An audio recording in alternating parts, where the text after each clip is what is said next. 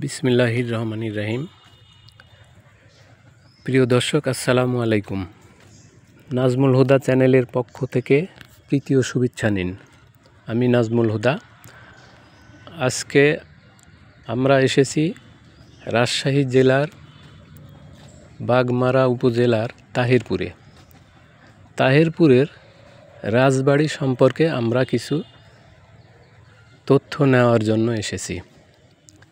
তো দর্শক, চলুন আমরা তাহিরপুরের রাজবাড়ির দিকে এগিয়ে যাই।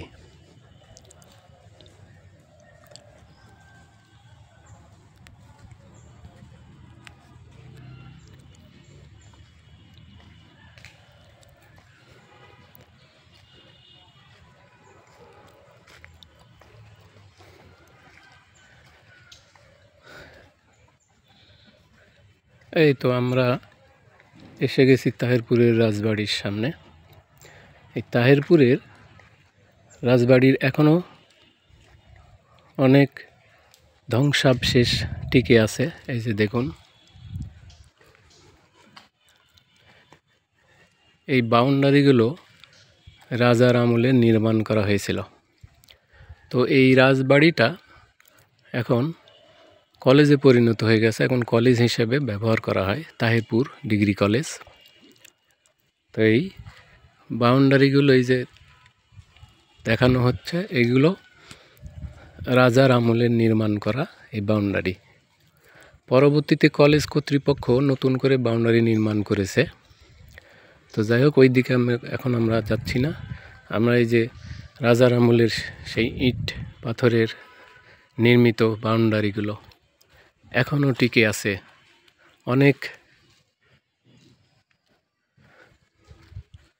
অনেকগুলো বাউন্ডারির সীমানা দেখা যাচ্ছে।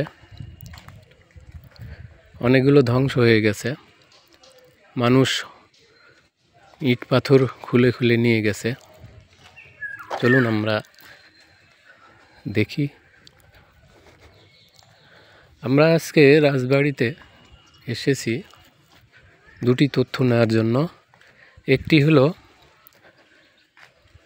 যে বিশ্বে হিন্দু ধর্মের যে দুর্গা পূজা উৎসব হয়, এটা আসলে সর্বপ্রথম কোথায় প্রচলন হয় এবং কে প্রচলন করেন সে সম্পর্কে জানার জন্য আমরা তাহিরপুরে এসেছি।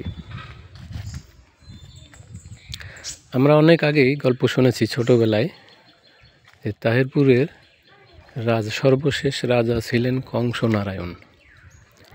এই কংসনারায়ণ রাজা সর্বপ্রথম দুর্গা পূজার প্রচলন করেন এবং এই তাহিরপুর থেকেই দুর্গা পূজার উৎপত্তি হয়। রাজা কংসনারায়ণ প্রথম, সারা বিশ্বে প্রথম তিনি দুর্গা পূজার উদযাপন করেন।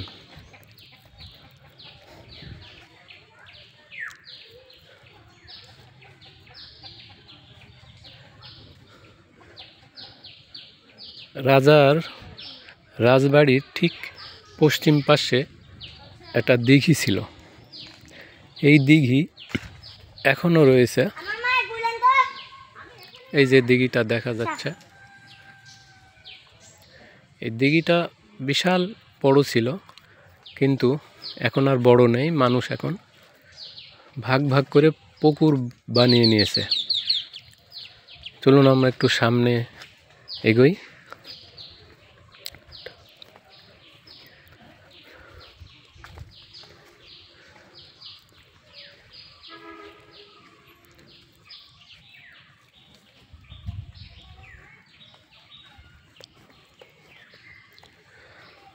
রাজবাড়ির আশেপাশে অনেক লোক তাদের বসতি স্থাপন করেছে, বাড়িঘর নির্মাণ করেছে। তারা এখন রীতিমতো বসবাস করে।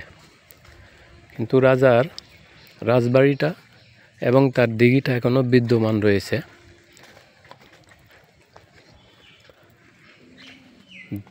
দিঘিটা পুকুর বানিয়ে মানুষ ব্যবহার করছে, পুকুর মাছ চাষ করছে। এই যে দিঘি, রাজার দিঘি পুকুর।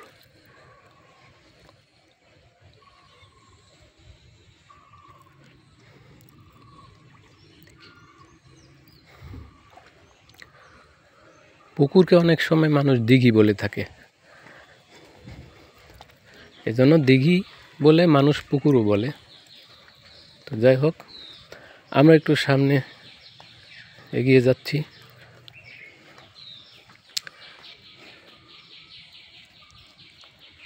এই পুকুরের একটা ইতিহাস আছে। রাজা কংসনারায়ণ যখন সর্বশেষ রাজা ছিলেন তাহিরপুরে, তখন তিনি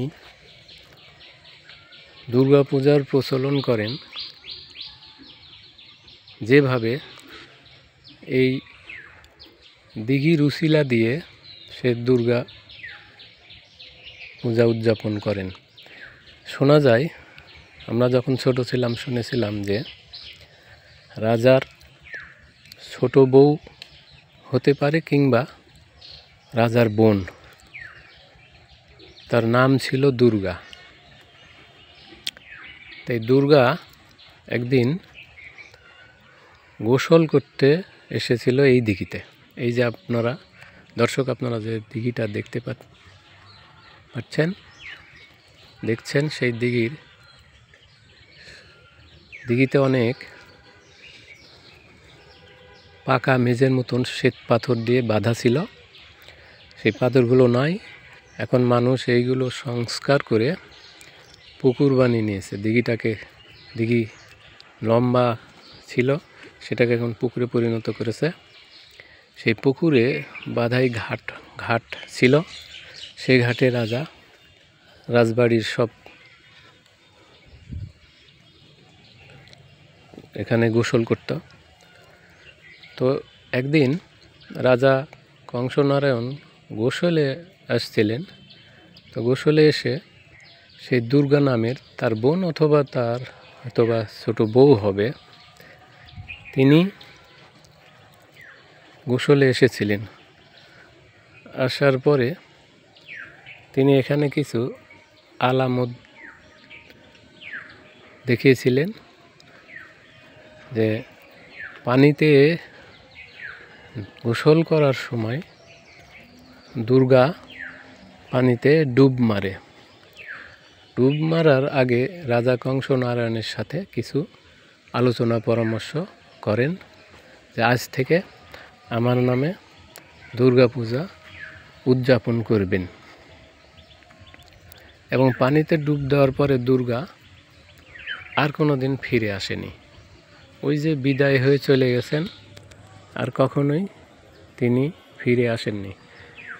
পানিতে ডুব দিয়ে তিনি উধাও হয়ে চলে গেছেন।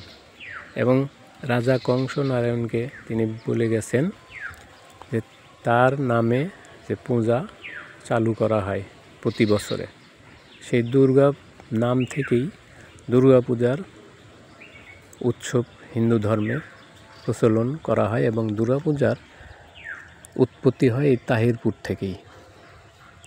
এই তাহিরপুরের রাজা কংসনারায়ণ এই দুর্গা পূজার প্রথম প্রচলন করেন।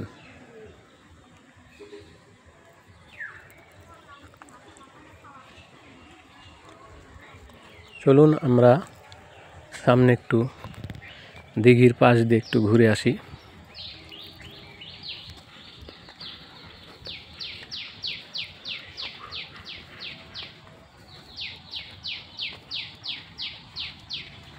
দিঘির ধার দিয়ে এটা একটা রাস্তা চলে গেছে। আমরা দেখি কত দূর যাওয়া যায়। এই সমস্ত রাজার এলাকা, এখানে এখন মানুষ ভোগ দখল করে আসছে বহুদিন ধরে।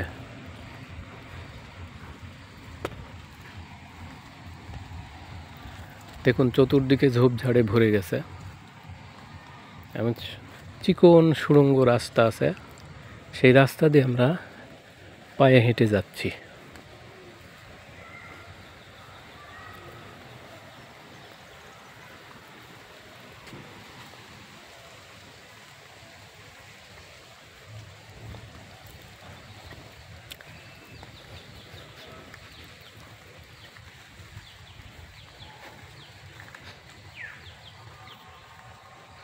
দেখুন দর্শক, চতুর্দিকে শুধু ঝোপ আর ঝোপ।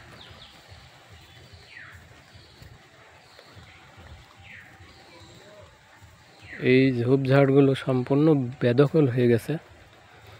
রাজার পরে জোরপূর্বক যারা ভোগ দখল করে তারাই বসবাস করে।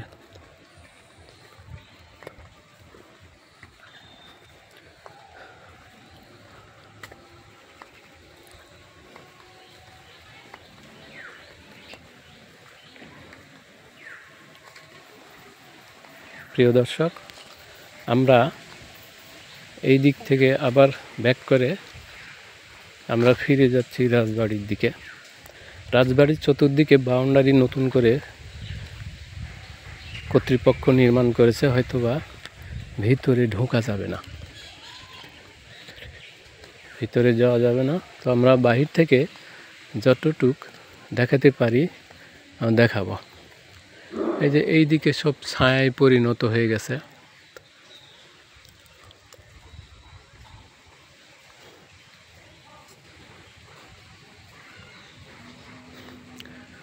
আকাশে বৃষ্টি বৃষ্টি ভাব হয়ে আছে, রোদ তেমন নেই, ছায়া হয়ে আছে। তাই ভিডিওটা সম্পূর্ণ ভালো করে ধারণ করা সম্ভব হচ্ছে না।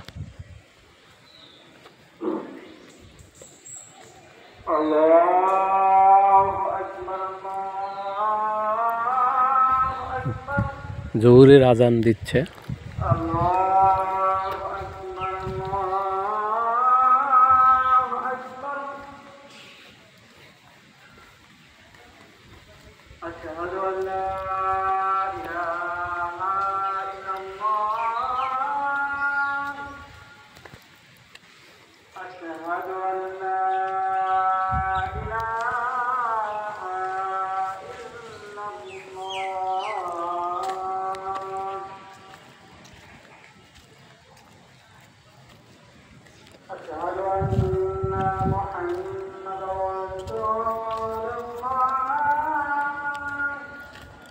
প্রিয় দর্শক, আমরা এখনো রাজার সেই দিঘির সামনেই দাঁড়িয়ে আছি।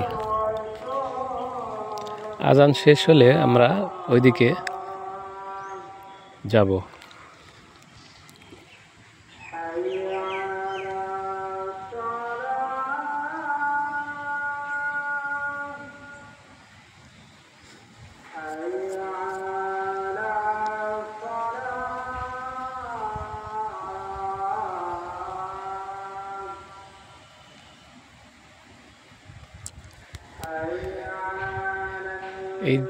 এই দিঘির চতুর্দিকে রাজার সময় প্রাচীর নির্মাণ করা ছিল, যা বাহির থেকে কিছুই দেখা যেত না। এই দিঘিটা রাজবাড়ির গেটের সাথে লাগানো ছিল।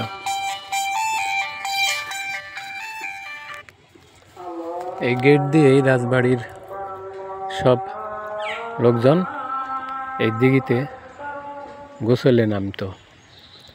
এমনকি রাজার হাতি ছিল, এই হাতিটাকেও এই দিঘিতে গোসল করানো হতো রীতিমতো।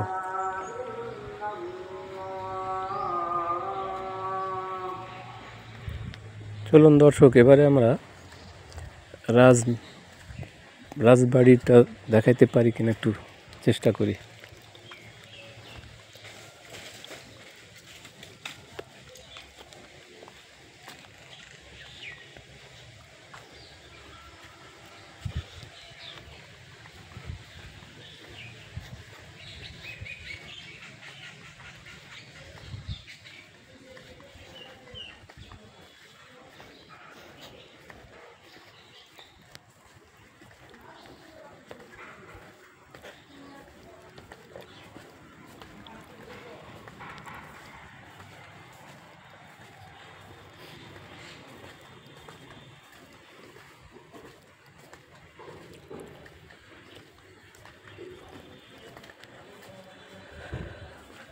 রাস্তার দুই ধারে লোকজন বাড়ি নির্মাণ করেছে। এই যে এখানে একটি প্রাচীর দেখা যাচ্ছে, এটা রাজার সময় নির্মাণ করা একটি প্রাচীর। এখানে মানুষ ভেঙে চুরে নষ্ট করে ফেলেছে এবং নিজেদের বসত বাড়ি গড়ে তুলেছে। এই যে দেখুন,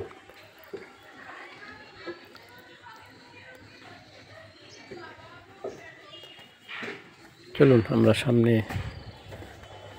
যাই।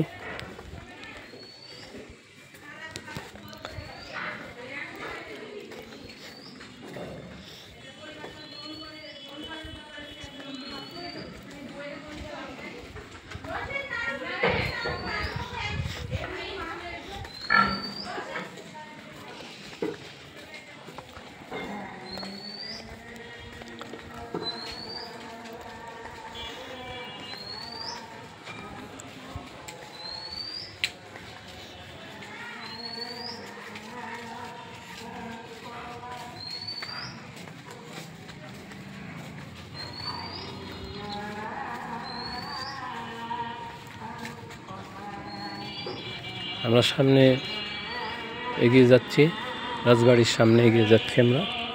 চলুন।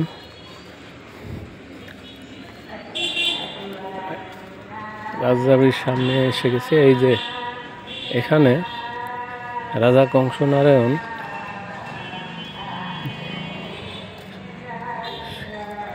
কংসনারায়ণ এখানে মন্দিরে আসতেন এবং শোনা যায় মন্দিরের সাথে রাজার মাটির নিচ দিয়ে তার রাস্তা ছিল। সে গোপনে মন্দিরে পুজো দিতে আসতো এবং লোকচক্ষুর অন্তরালেই বিষয়টা থাকতো। রাজা কখনো কাউকে বুঝতে দিত না। এই যে রাজার মন্দির দেখা যাচ্ছে।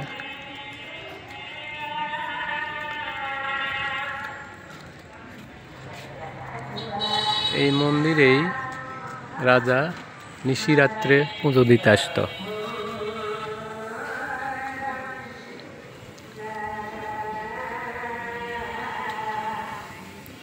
এই যে এখানে একটা বিল্ডিং আছে, এটা রাজার আমলের নির্মাণ করা বিল্ডিং।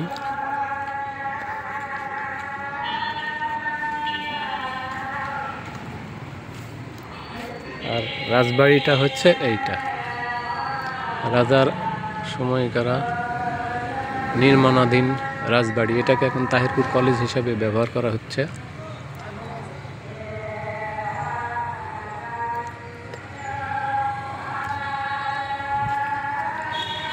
তাহিরপুরের রাজা কংসনারায়ণের সাথে পুঠিয়ার রাজার একটা সুসম্পর্ক ছিল।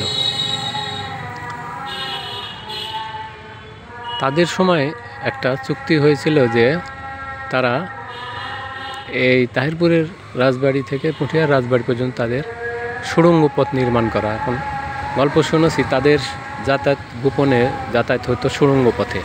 মানে সুড়ঙ্গ পথটা যদি হয়ে থাকে তাহলে মাটির নিচ দিয়েই সম্ভবত ছিল।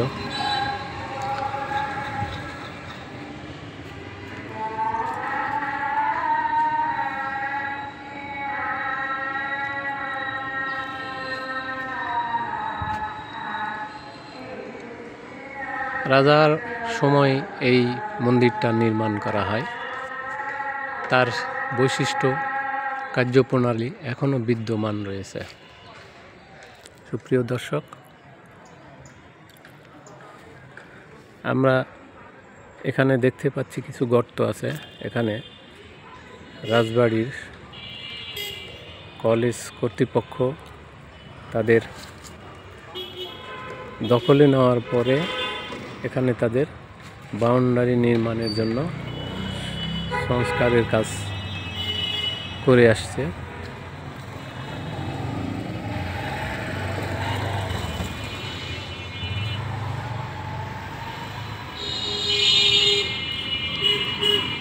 শোনা যায় এই বিল্ডিংটা রাজা কংসনারায়ণের কোষাগার ছিল। এই বিল্ডিং এখনো বিদ্যমান রয়েছে। এই যে দেখুন,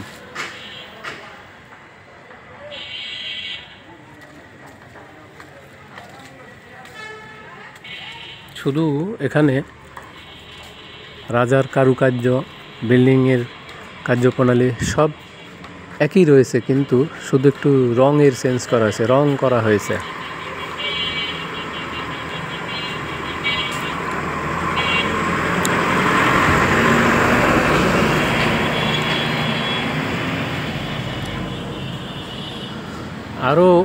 আমরা শুনেছিলাম যে এখানে তাহিরপুরে একটি বিশ্ব মন্দির হওয়ার কথা ছিল, হবে হবে এরকম কথা হচ্ছিল, কিন্তু এখনও হয় না, হয়তো অদূর ভবিষ্যতে হতেও পারে। তো এখানে বিশ্ব মন্দির হলে সারা বিশ্বের লোক এই তাহিরপুরকে চিনবে। যেখানে বিশ্ব মন্দির যদি হয় তাহলে সারা বিশ্ব থেকে মানুষ পূজা করতে আসবে এই তাহিরপুরে। আমি অনেক আগে গল্প শুনেছিলাম, তাহিরপুর বিশ্ব মন্দির হলে এখানে অনেক প্রতিষ্ঠান গড়ে উঠবে। চলুন দর্শক, এবারে আমরা একটু রাজা কংসনারায়ণের হরিতলাতে ঘুরে আসি, যেখানে হরিবাসর করা হয় হিন্দুদের যে একটা অনুষ্ঠান, সে হরিতলাতে যাব।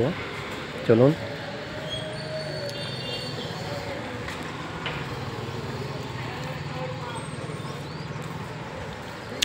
এটা রাজার রাজ্যের বাউন্ডারি। একটা কলেজ পরে নির্মাণ করেছে নতুন করে। কলেজের পাশ দিয়ে একটি রাস্তা আছে, এখানে আমরা হরিতলা যাচ্ছি।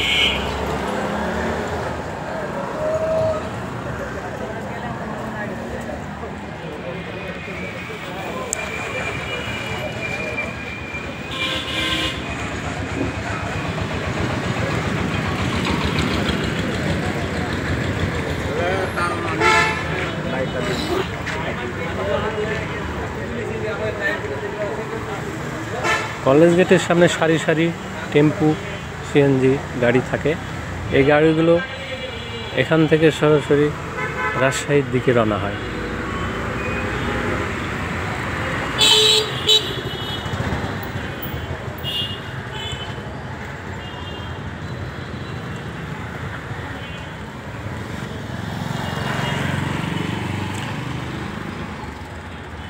রাজবাড়ির সামনে একটি শিল্পকলা একাডেমিও আছে তাহিরপুরে।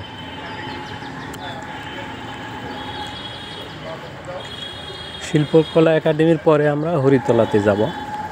এই রাস্তা দিয়ে আমাদেরকে যেতে হচ্ছে। চলুন শিল্পকলা একাডেমিটা একটু দেখে নিই।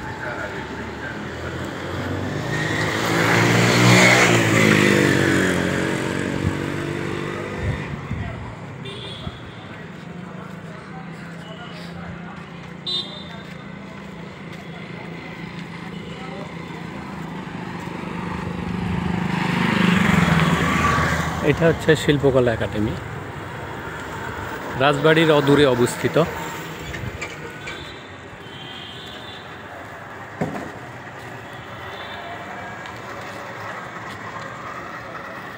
শিল্পকলার দুই ধার দিয়ে রাস্তা আছে।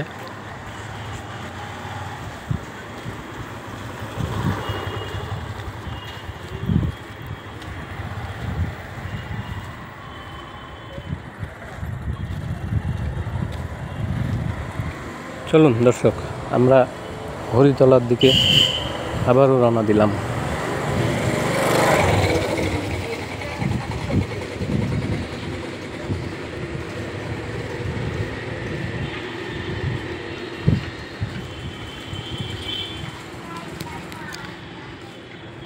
তাহিরপুরে একটি পুলিশ ক্যাম্প আছে।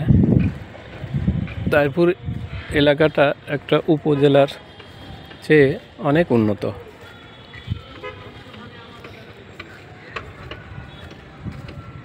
তাহিরপুর বারানয় নদীর তীরে অবস্থিত। এখানকার লোকজন সব ব্যবসায়িক এবং ব্যবসার প্রতি তাদের নজর বেশি, তাদের ব্যবসাকে বেশি প্রাধান্য দিয়ে থাকে এবং এটাকে একটা কমার্শিয়াল এলাকা বললেও ভুল হবে না।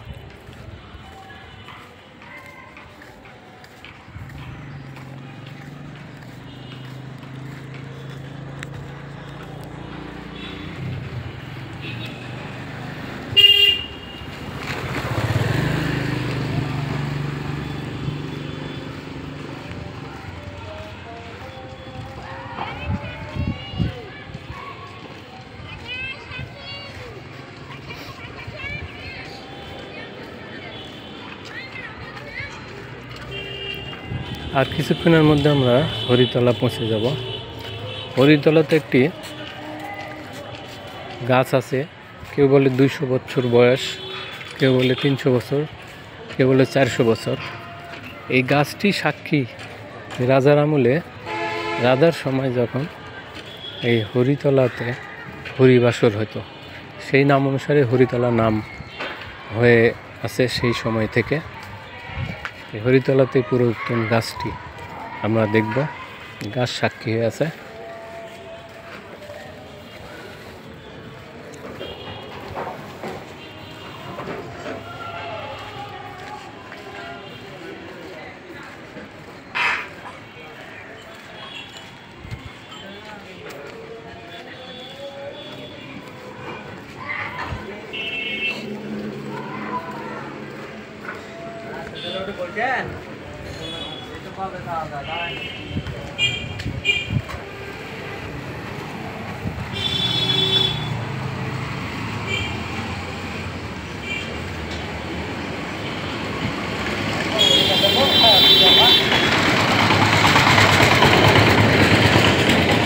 প্রিয় দর্শক,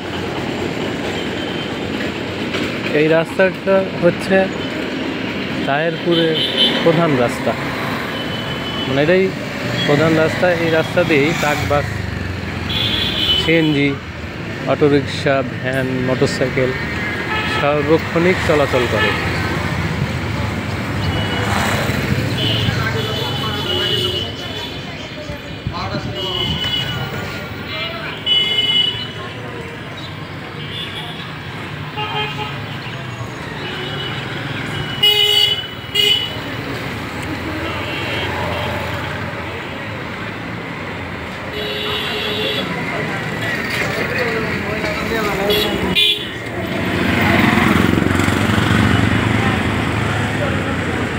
মোটামুটি একটা বিজি রাস্তা।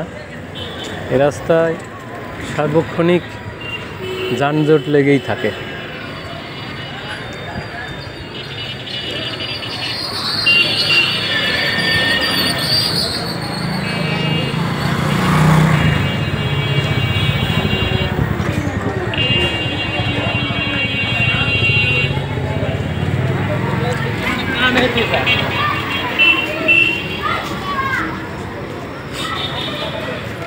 দর্শক, আমরা এসে গেছি হরিতলার কাছে। এই রাস্তাটি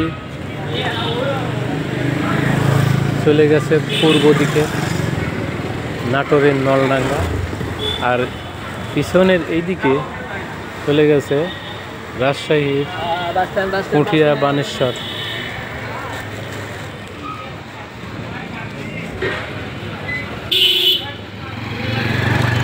এটা হচ্ছে তাহেরপুরের প্রাণকেন্দ্র, যাকে বলা হয় 0 পয়েন্ট।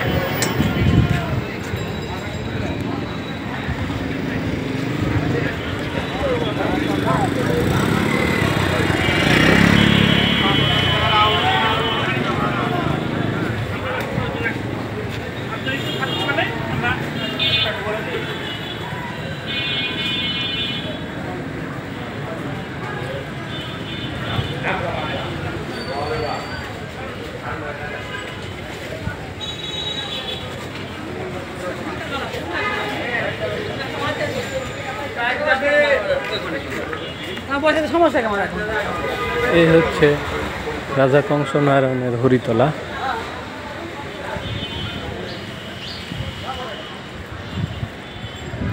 দেখুন প্রিয় দর্শক, এর চতুর্দিকে মার্কেট নির্মাণ করা হয়েছে। মাঝখানে একটি গাছ আছে, 400 বছর আগের গাছ। এই গাছটি, এটাই ছিল রাজা কংসনারায়ণের হরিতলা। রাজা এখানে হরিবাসর নামে অনুষ্ঠান করতেন, সে 400 বছর পূর্বে। এই গাছটি তার সাক্ষী, 400 বছর ধরে টিকে আছে। তার কোনো মেরুদণ্ড নেই, শুধু ডালপালা আছে আর নিচের অংশটুকু আছে, মিডিলে কোনো বডি নেই গাছের। দেখুন,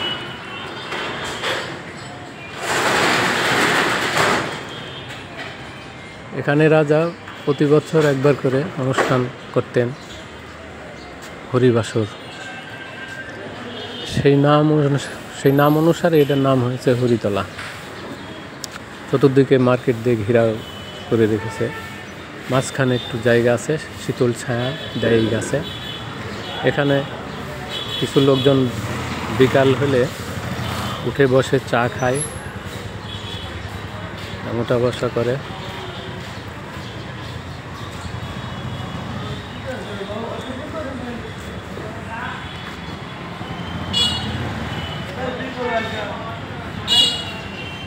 এবং এখানে অনেক ঠান্ডা। আমরা এখানে